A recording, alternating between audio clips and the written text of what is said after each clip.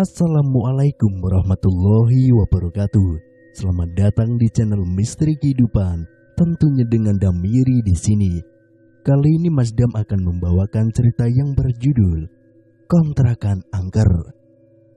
Gak usah berlama-lama lagi, langsung saja kita masuk ke dalam ceritanya. Aku Jason, umurku baru 10 tahun. Kedua orang tuaku sudah lama bercerai. Aku tidak tahu pasti alasan mengapa mereka berpisah. Ibu sudah punya suami lagi, sedangkan ayahku masih setia merawatku. Namun akhir-akhir ini aku marah kepada ayah lantaran kami mau pindah rumah. Padahal aku sudah nyaman dengan rumah yang sekarang. Aku tidak mau meninggalkan teman-temanku di perumahan ini. Alasan ayah pindah, katanya harga sewa rumah ini semakin naik. Ayah tidak sanggup untuk membayar sewanya. Mau gak mau, aku harus terima kenyataan ini. Berat sekali rasanya meninggalkan rumah ini, soalnya banyak sekali kenanganku bersama dengan ibu di sini. Pagi-pagi sekali ada sebuah truk yang sudah terparkir di depan rumah. Pasti ayah yang menyewanya untuk mengangkut perabotan ke rumah yang baru. Kami akan pindah ke pinggiran kota, ke rumah kontrakan yang lebih murah. Selepas maghrib, aku dan ayah tiba di rumah kontrakan baru. Rumah itu tampak usang, seperti tidak pernah dihuni selama bertahun-tahun. Di beranda ada 2 kursi yang terbuat dari kayu, juga jendela besar bernuansa Betawi. Ayah, serius kita mau tinggal di rumah ini? Iya nak, rumah ini harga sewanya murah. Kita akan tinggal di sini untuk setahun ke depan ya. Aku masuk ke dalam rumah itu untuk melihat-lihat. Ternyata di dalamnya tidak seseram yang kubayangkan. Rumah itu sudah ada yang membersihkan. Satu persatu perabotan kami diangkut. Ayah sibuk mengarahkan para pekerja agar hati-hati saat menggotong barang yang mudah pecah. Sementara mereka sedang sibuk, kujelajahi setiap ruangan di rumah ini. Perhatianku terpikat dengan sebuah kamar dekat dapur. Kamar itu tidak ubahnya seperti galeri lukisan. Ada banyak lukisan wajah manusia di kamar itu. Sebagian dipajang di dinding, sebagian lagi tergeletak di lantai. Aku tidak tahu milik siapa semua lukisan itu. Wajah di lukisan itu pun berbeda-beda. Ada yang perempuan, ada juga yang lelaki. Tapi dapat kupastikan kalau sosok dalam lukisan itu adalah orang Indonesia semua. Sebab mereka menggunakan pakaian adat dari berbagai daerah. Setelah puas melihat-lihat lukisan itu, aku hendak kembali ke ayah. Tapi tiba-tiba terdengar suara seseorang bersiul. Aku segera menoleh. Kedua mataku menyoroti lukisan-lukisan itu. Aneh sekali, siapa yang bersiul tadi? Karena takut, buru-buru aku lari keluar rumah. Di ruang tamu ayah masih sibuk menata perabotan. Aku memberitahunya kalau ada kamar yang penuh dengan lukisan. Dia bilang itu lukisan si pemilik rumah ini dan aku dilarang untuk menyentuhnya. Tadi ada yang bersiul juga ya? Salah dengar kamu kali, jawab ayah sambil sibuk membenarkan posisi lemari. Aku nggak salah dengar kok ya. Ya, mungkin aja ada burung yang lewat nak. Tapi malam-malam begini mana ada burung yang lewat ya? Jason, daripada kamu ngomong yang enggak-enggak, lebih baik kamu mandi sana. Aku kesal karena ayah tidak menanggapiku dengan serius. Padahal jelas-jelas ku dengar ada orang yang bersiul di kamar itu. Tanpa berkata apa-apa lagi, aku pun pergi ke kamar mandi. Air di rumah ini sangat segar. Kuguyurkan air itu ke seluruh tubuhku. Selama mandi aku masih penasaran dengan kamar yang penuh dengan lukisan itu. Malam pertama tinggal di rumah baru, aku tidur di kamar yang dekat dengan ruang tamu. Entah kenapa aku tidak bisa tidur. Ku nyalakan televisi dan mencari tayangan film Warkop DKI. Biasanya film komedi itu tayangnya tengah malam.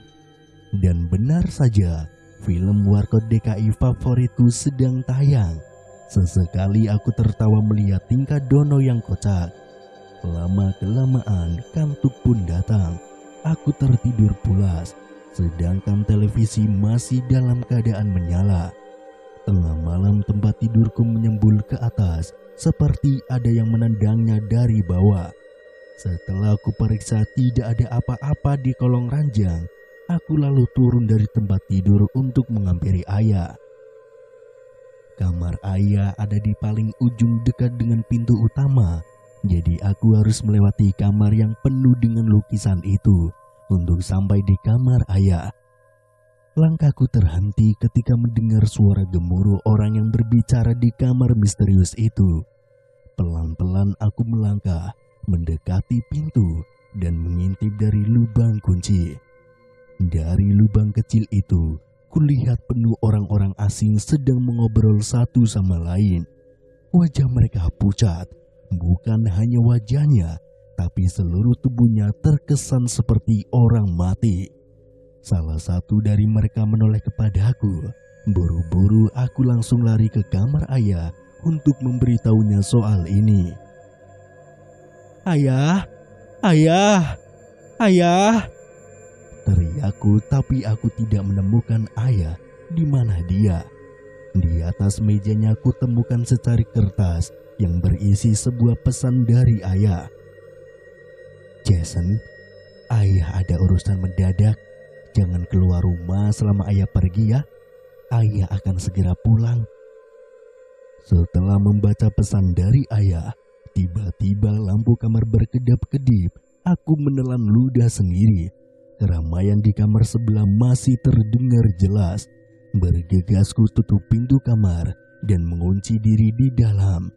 Aku naik ke atas tempat tidur ayah, lalu menutup tubuhku dengan selimut. Tidak lama berselang, ku dengar suara langkah kaki kerumunan orang di ruang tamu. Mereka masih mengobrol satu sama lain. Siapa orang-orang itu? Wajahku berkeringat, kedua tanganku bergetar karena takut.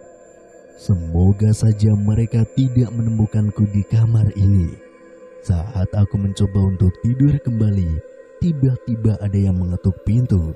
Aku tidak mau membukanya sebelum mendengar itu adalah suara ayah.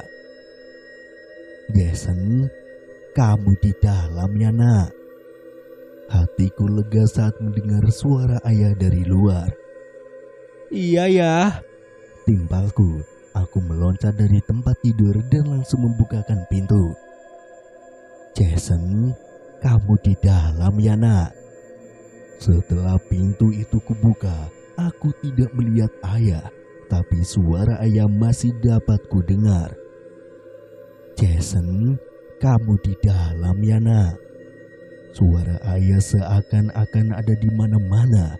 Aku menoleh ke arah kanan dan di sana puluhan orang asing menatapku sambil tersenyum lebar. Itu senyum yang aneh. Bibir mereka tersungging sampai ke telinga. Aku menjerit lalu mengunci diri di dalam kamar ayah lagi. Aku tidak bisa tidur. Ini masih jam 1 dini hari. Riuh orang yang sedang mengobrol di ruang tamu benar-benar membuatku takut. Apalagi barusan ada sosok menakutkan yang tersenyum kepadaku. Siapa mereka? Apakah rumah ini ada hantunya? Ayah benar-benar tega meninggalkan aku sendirian di rumah ini. Aku sedang mencari cara untuk menghubungi ayah. Dan aku ingat, dulu ayah pernah bilang kalau dia menyimpan ponsel darurat di dalam lacinya. Dia menyuruhku untuk menghubunginya kalau terjadi apa-apa di rumah. Bergegas ku cari ponsel itu di laci ayah. Di laci yang paling atas tidak ada. Laci kedua juga tidak ada. Dan di laci ketiga, tepatnya di samping tumpukan majalah, Akhirnya ponsel itu kutemukan. Untung saja baterainya belum habis. Ku tekan tombol ponsel itu lalu mencari nomor telepon ayahku. Saat itu juga ada seseorang yang kembali mengetuk pintu kamar. Kali ini ketukannya berjeda dan hanya 3 kali ketukan saja. Telingaku bergetar. Nomor telepon ayah susah sekali ditemukan. Setelah susah payah mencari nomornya, segera ku telepon ayah. Sialnya nomor itu malah tidak aktif. Aku berdecak kesal, lalu kembali ke tempat tidur.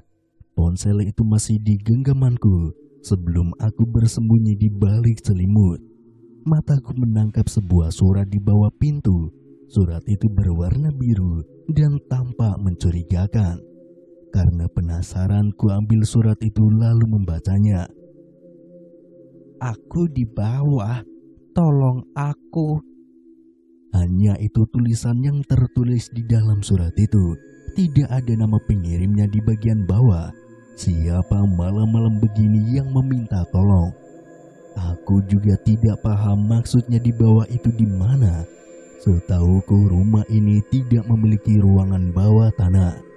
Sebelum kulipat surat itu, muncullah surat lainnya dari bawah pintu, seperti ada yang menyodorkannya. Segera kubuka surat tersebut, dan lagi-lagi isinya hanya satu kalimat saja, tanpa ada nama pengirimnya. Pesan itu berbeda dari surat sebelumnya. "Aku ada di ruang bawah tanah. Cepat ke sini. Ayahmu juga di sini." Ayahku juga ada di sana. Tanpa pikir panjang lagi, kubuka pintu. Orang-orang asing itu sudah menghilang entah kemana, tapi banyak surat yang tergeletak di lantai. Surat-surat tersusun rapi mengarah ke dapur, seperti membuat petunjuk jalan. Dengan penuh penasaran, kuikuti surat-surat itu. Tibalah aku di dapur. Surat itu berhenti di dapur dan saat kuinjak lantainya, ada sesuatu yang aneh. Lantainya rapuh, seperti ada ruangan di bawahnya. Kuangkat satu persatu keramik itu. Tampaklah triplek besar yang seolah menutupi sebuah lubang. Triplek itu lumayan berat. Aku sampai berkeringat untuk mengangkatnya. Di bawah triplek itu ternyata ada lubang dan sebuah tangga. Tidak salah lagi, rumah ini memang punya ruangan bawah tanah. Aku ragu antara turun atau tidak. Lalu ponsel berdering. Aku senang karena akhirnya ayah menelponku. Buru-buru ku angkat telepon dari ayah. Untuk beberapa saat terdengar bunyi di seberang telepon. Setelah berhasil tersambung, aku langsung menterocos pada ayah. "Ayah, ayah di mana sih? Rumah kita ada hantunya ya. Aku takut. Di dapur juga ada ruangan bawah tanah." "Jason, tolong ayah. Ayah ada di ruangan bawah tanah. Kamu turun sekarang ke sana ya." "Iya ya, ayah jangan khawatir. Jason turun sekarang juga." "Iya, turun sekarang ya nak. Ayah tunggu." Telepon ditutup. Aku langsung turun ke lubang itu. Baru 5 tangga ku turuni dari atas, kulihat ada ayah memperhatikanku. "Ayah," desisku sambil mendongak. Ayah tidak menjawab. Dia hanya tersenyum datar. Dan dari belakangnya muncul sosok yang menyerupai ayahku. Bukan hanya satu, tapi ada 2 sosok ayah yang muncul. Kini ada 3 orang yang menyerupai ayah. Mereka menatapku. Tatapan itu sekarang terkesan mengerikan. "Ayah," kataku seketika. Aku menangis sambil berpegangan erat pada tangga. Aku tidak tahu apa yang harus kulakukan sekarang. Salah satu dari mereka malah menutup kembali lubang itu dengan triplek. Aku menangis sejadi-jadinya sambil berteriak minta tolong kepada ayah. Kini aku sendirian di dalam lubang yang gelap dan lembab. Dengan sekuat tenaga ku dorong triplek yang menutupi lubang. Sayangnya tenagaku tidak cukup kuat untuk membuka triplek itu. Mungkin saja sosok yang menyerupai ayah menahan tripleknya dari atas agar aku tidak bisa keluar. Tidak ada jalan lain, aku harus turun ke bawah. Siapa tahu di bawah sana ada jalan keluar. Dengan sangat hati-hati, ku turuni satu persatu anak tangga. Lubang ini sangat gelap. Kakiku harus meraba-raba anak tangga agar tidak jatuh. Kemudian aku melihat ada sebuah cahaya. Tidak salah lagi, aku pasti hampir tiba di ruangan bawah tanah. Dengan susah payah, akhirnya aku berhasil menuruni tangga itu. Sekarang aku berada di sebuah ruangan yang lebih layak disebut gudang. Ruangan ini cukup luas, banyak tumpukan kardus bekas di mana-mana yang tercecer. Dengan penuh waspada, aku mulai menelusuri ruangan ini. Apakah ayah tahu kalau ada ruangan bawah tanah di rumah ini? Di sudut ruangan, kulihat seorang lelaki berdiri membelakangiku. Karena penasaran, perlahan aku mendekatinya. Dia mengenakan jaket hitam, topi, dan celana panjang berwarna hitam. "Jadi kamu penghuni baru rumah ini?" Lelaki itu membalikkan badan. Dari wajahnya, aku dapat menebak kalau dia berumur sekitar 50 tahunan. "Bapak ini siapa? Kok ada di rumah saya?" Dia tersenyum sinis. "Ini rumahku, bukan rumah kamu." Lelaki itu mendekat, aku mundur beberapa langkah. Kata ayah, aku harus berhati-hati kalau bertemu dengan orang asing. "Jangan takut, aku bukan orang jahat." Dia kemudian mengambil kursi lipat yang tergeletak di lantai. "Duduklah, aku mau ceritakan sesuatu padamu." "Cerita apa?" "Tentang rumah ini," jawabnya singkat sambil tersenyum. Tampaklah lelaki ini memang murah senyum dan ramah. Tidak ada salahnya mendengarkan cerita tentang rumah ini. Sambil terus waspada, aku duduk di hadapannya. "Bapak, kenapa bisa ada di sini?" "Sudah kubilang, aku pemilik rumah ini. Dan disinilah aku tinggal." Aku masih bingung kalau dia tinggal di sini. Kenapa ayah tidak memberitahuku? "Rumah ini ada hantunya, Pak." Entah kenapa tiba-tiba aku ingin menyampaikannya pada si pemilik rumah. "Itu roh orang-orang yang mati di rumah ini." "Mati? Memangnya kenapa?" "Mereka semua dibunuh." "Salah mereka apa? Dan siapa yang membunuhnya, Pak?" "Aku sendiri yang membunuh mereka karena aku tidak suka pada tingkah mereka." Mendengar penjelasannya, aku langsung berdiri dan hendak menjauh dari lelaki misterius itu. "Tenang, aku hanya membunuh orang-orang jahat. Sudah kubilang kalau aku itu orang baik. Aku tidak akan menyakitimu, nak." Lelaki itu juga berdiri, ia mencoba menenangkanku. "Aku harus naik lagi. Mungkin ayah sudah pulang," kataku lalu berjalan ke arah tangga. "Ayahmu belum pulang." "Dari mana Bapak tahu?" "Ayahmu yang memberitahuku." Lelaki itu kemudian naik ke atas kursi. Aku tidak tahu apa yang akan dia lakukan. "Bapak mau apa, Pak?" Sebuah tali jatuh dari atas kepalanya.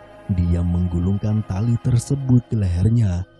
"Pak, jangan, Pak, jangan!" teriakku. Aku menjerit melihat lelaki itu tiba-tiba gantung diri di hadapanku.